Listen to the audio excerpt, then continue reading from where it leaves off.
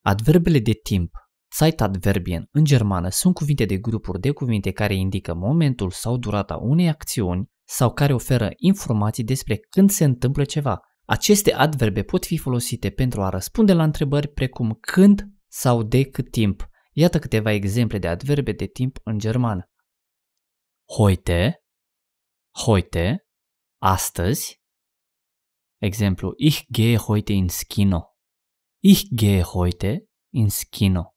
Astăzi merg la cinema. Morgen, mâine. Wir fliegen morgen in den Urlaub. Wir fliegen morgen in den Urlaub.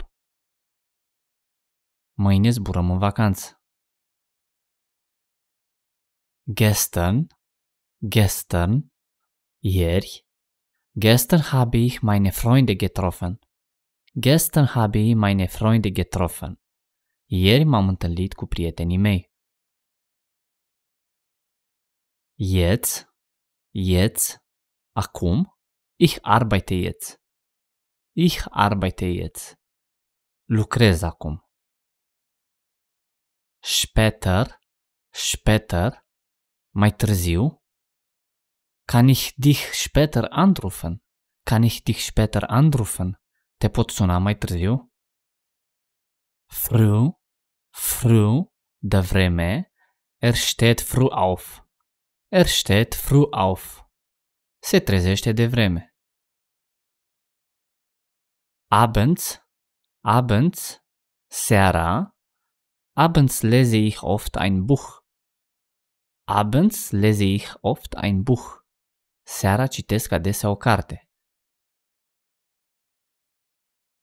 Nachts, noaptea.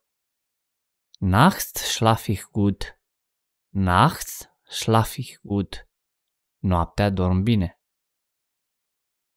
Immer, întotdeauna. Ich trinke immer Kaffee zum Frühstück. Ich trinke immer Kaffee zum Frühstück.